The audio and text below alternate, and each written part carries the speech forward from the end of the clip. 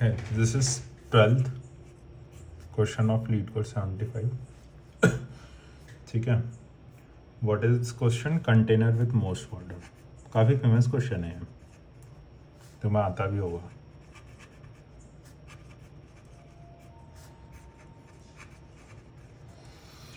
ठीक है, तो इट्स 11:20 PM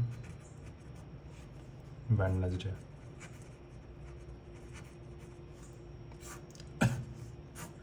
तो you will be given a integer array, एक इंटीजर अरे दिया हुआ होगा तुम्हें, in which every element is representing the height of a building.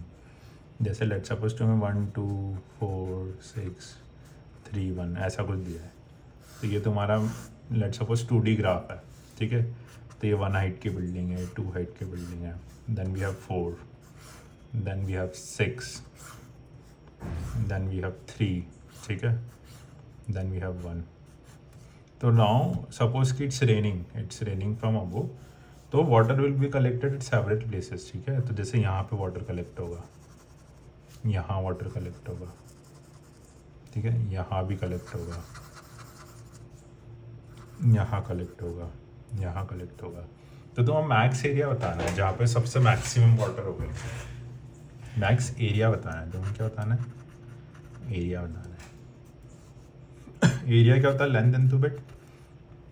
तो लेंथ एक्चुअली तुम्हारी हाइट ऑफ बिल्डिंग हो जाएगी, और ब्रेथ मतलब दोनों का डिफरेंस, जो भी इंडेक्स भी है दोनों है। तुम्हें ये बताना है। मान लो कि जैसे ये वाली बिल्डिंग इतनी लंबी होती, ये 1 की जगह 10 होता, तो ये पूरा ये वाटर कलेक्ट होता है यहाँ पे, इतना पूरा। तो ये तुम्हारा मैक्स एरिया बनता। तो तुम्हें ऐसा मैक्स एरिया बताना है। ठीक है, क्वेश्चन समझ में आ गया? मैक्स एरिया बताना है जिसमें वाटर कलेक्ट होगा। अब कैसे सॉल्व करेंगे? तो एक तो तरीका है कि तुम ब्रूट फोर्स कर लो, सारा एरिया निकाल लो, सारे परम्यूटेशन कॉम्बिनेशन बना लो, जितने भी एरिया है सारे निकाल लो, और फिर सब पे एक लूप लगा के मैक्स बता दो कि मैक्स कौन सा है। उसका कॉम्प्लेक्सिटी बहुत ज़्यादा होगा। ठीक है, वो कॉम्प्लेक्सिटी बहुत हाई होगा जितना भी होगा, तो हम उससे ब्रूट फोर्स पे तो नहीं जाने वाले। तो ये कैसे कर सकते हैं हम? तुम अगर देखो कि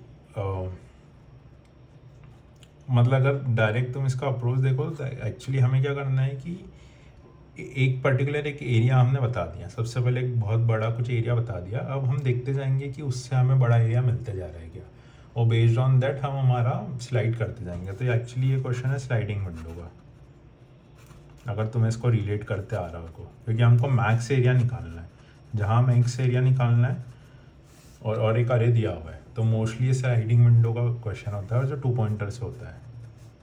ठीक है, तो इसमें हम क्या कर सकते हैं? एक बड़ी फ्रेम ले सकते हैं, एक बड़ी फ्रेम ले लो, उसका एरिया निकाल लो, और वो देखो कि वो सबसे बड़ा है एरिया है क्या। फिर बेस्ड ऑन दैट वो फ्रेम को छोटी करते जाओ। मैं बताता हूँ कैसे करेंगे। अब तुम एक ट्रिक देखो कि हमारा एरिया कैसे निकल रहा है, कि जब 2 बिल्डिंग के बीच की हाइट का एरिया निकालना है, तो कैसे निकालोगे वो तुम? हाइट क्या होगी? मतलब एरिया तो वही नॉर्मल तुम्हारा हो गया, हाइट इनटू ब्रेथ। हाइट क्या होगी? जो भी छोटी बिल्डिंग है, जो भी मिनिमम बिल्डिंग है, ठीक है, उसकी हाइट माइनस इंडेक्सेस, ये माइनस ये, तो विड्थ आ जाएगी। ये माइनस, मान लो 8 पोजीशन पे, 7 पे 6 है, तो ये 8 माइनस 7, तो इसकी विड्थ कितनी हुई? 1।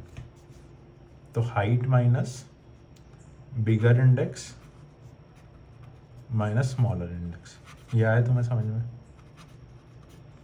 मेन हाइट वाली बिल्डिंग क्यों ली है? क्योंकि अगर तुम देखोगे कोई भी एग्जांपल देखो, जैसे ये वाला एग्जांपल था, तो जो वाटर कलेक्ट होगा वो जो मिनिमम वाली हाइट है उतना होगा, क्योंकि उसके बाद तो ये ओवरफ्लो हो जाएगा। ठीक है, तो वाटर कलेक्ट जो भी मिनिमम हाइट है उतना वाटर कलेक्ट होगा। तो हाइट कौन सी कंसिडर करेंगे? मिनिमम वाली, और विड्थ क्या होगा? Greater index minus smaller index. तो ये फॉर्मूला बन गया। अब हम क्या कर सकते हैं कि एक स्लाइडिंग एक विंडो ले लो, पहले हम उसको पूरी शुरू से लास्ट तक की विंडो ले लेंगे, फ्रॉम स्टार्ट टू एंड। तो ये विंडो से ये विंडो ले लेंगे। तुम ये वाला एरिया निकाल लो, इसका और इसका, और इसको कहीं स्टोर कर लो। अब क्या करो? बेस्ड ऑन दैट कि अब क्या होगा तुम्हारा कि तुम अब और बड़ी बिल्डिंग ढूंढो। अब तुम देखो कि और बड़ी बिल्डिंग मुझे मिल रही है, जैसे छोटी है, तो ये अगर छोटा है तो तुम इसको बड़ा करने की कोशिश करो। ठीक है, हमें मैक्सिमाइज करना है that the sliding window algorithm, क्योंकि ये वाली बिल्डिंग तो ऑलरेडी बड़ी है, तो ये तो मैक्स एरिया ही दे रही है, ये बिल्डिंग छोटी है, तो तुम्हें किसी तरह से ये करना है कि ये बिल्डिंग मैं बड़ी कर सकता हूँ क्या, ताकि मेरा एरिया मैक्सिमम हो। तो जो बिल्डिंग छोटी है वो पॉइंटर को तुम आगे लाओ, जैसे जे है तो इसको पीछे लाओ। अब ये एक बड़ी बिल्डिंग मिली, अब इन दोनों के बीच का एरिया कंपेयर करके देख लो। इन दोनों के बीच का एरिया अगर पिछले से ज़्यादा है तो रिप्लेस कर दो, फिर ये बिल्डिंग पे आओ, फिर जैसे तुम्हें अगर ये छोटी बिल्डिंग दिखे, ये बड़ी मिले, तो इसको आगे बढ़ा दो। तो ऐसे हम श्रिंक करते जाएंगे, जब तक श्रिंक करते जाएंगे तब तक हमको मैक्स एरिया नहीं मिलता है। तो एक ही लूप में हमारा काम हो जाएगा ऑर्डर ऑफ एन में। मैं तुम्हें एक एग्जांपल समझा देता हूँ। लीड कोड का एक एग्जांपल ले लेते हैं। उसने दिया है एक अरे, ठीक है, 1 8 6 2 5 4 8 3 और 7, ठीक है। इसकी इंडेक्सिंग कर लो 0 1 2 3 4 5 6 7 8। अब तुम क्या करो, एक एरिया ले लो, उसको छोटा नंबर दे दो, 0 दे दिया इनिशियली। एक आई ले लो जो स्टार्ट में रहेगा, एक जे ले लो जो एंड में रहेगा। ये विंडो है हमारी पूरी इतनी बड़ी, ठीक है। मैंने तुम्हें एरिया का फॉर्मूला क्या बताया था, छोटी वाली बिल्डिंग की हाइट लेंगे, ठीक है, हाइट स्मॉलर वाली, उसको मल्टीप्लाई करेंगे दोनों इंडेक्सेस के डिफरेंस है, मतलब जे माइनस आई से, ये एरिया बनेगा, ठीक है। तो अभी पहले इन दोनों की बात हो रही है। तो अब क्या होगा कि इसमें से छोटा कौन है, 1 छोटा है, तो हमारी हाइट हो गई 1 इंटू दोनों का डिफरेंस 8 माइनस 0 8, ठीक है। तो हमारा एरिया कितना आया, 8 बड़ा है कि अभी जो एग्जिस्टिंग एरिया से, हाँ तो बड़ा है, तो हमने इसको 8 कर दिया। इतनी बात समझ में आई। अब दोनों में से कौन सी विंडो छोटी थी, ये दोनों में से कौन सी हाइट छोटी थी, ये वाली, तो हम आई को आगे बढ़ाएंगे क्योंकि हमें और बड़ा एरिया चाहिए, ठीक है। अब 8 और 7 में कौन छोटा है, 7 छोटा है, तो 7 हाइट हो गई, इनका डिफरेंस क्या हुआ, विड्थ क्या हुई, 8 माइनस 1 दोनों इंडेक्सेस का, तो कितना 7, तो एरिया कितना है 49। ये 49 बड़ा है क्या एग्जिस्टिंग एरिया से, हाँ बड़ा है, तो मैंने 49 स्टोर कर दिया, ठीक है। इतनी बात समझ में आई। अब 8 और 7 में कौन छोटा है, 7, तो अब इसको बड़ा करने की ज़रूरत है, तो हम जे को पीछे लाए, अब जे मेरे यहाँ आ गया, ठीक है। अब किसकी बात हुई, 8 और 3 की, कौन छोटा है, 3, तो 3 मेरी हाइट हो गई, दोनों का डिफरेंस क्या है, 7 माइनस आई 6, कितना एरिया है 18। 18 बड़ा है क्या इससे, नहीं है, तो वही रहने देंगे, ठीक है। अब क्या है कि 8 और 3 में कौन छोटा था, 3 छोटा था, तो जे को पीछे लाएंगे। अब 8 और 8 में कौन छोटा है, दोनों एक्चुअली बराबर ही है, दोनों एक्चुअली बराबर ही है, तो हम आई को आगे बढ़ा देंगे, कुछ भी कर सकते हैं, डजेंट मैटर। तो हमने आई को आगे बढ़ा दिया, ठीक है। अब आई हमारा यहाँ आ गया। एक्चुअली 8 और 8 में तुम इसका एरिया भी कैलकुलेट कर लो, ये वो भूल गए हम, तो 8 और 8 आया, ठीक है। तो 8 और 8 में कौन छोटा है, दोनों बराबर ही है, तो 8 हमारी हाइट हो गई, दोनों को बीच के डिफरेंस कितना हुआ, 6 माइनस 1 दैट इज़ 5, तो एरिया कितना है 40 बड़ा है क्या, नहीं है, तो उतना ही रहने दो। अब आई को हमने आगे बढ़ा दिया, आई यहाँ आ गया, ठीक है।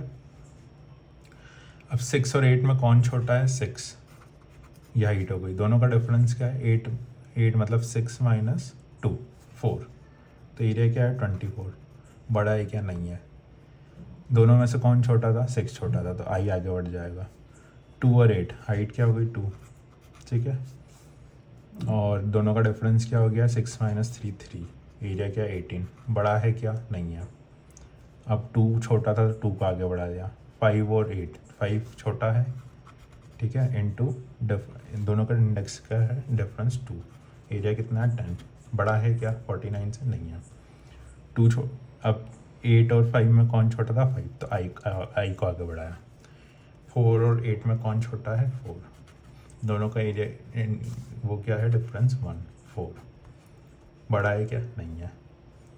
4 को अब जे और आई बराबर हो गए, तो हमें लूप रोक देना है, ठीक है। तो यहाँ पे हमारा मैक्सिमम एरिया होगा, बस हो गया खत्म, यह समझ में। इसका सूडो कोड देख लेते हैं, बहुत ही सिंपल है।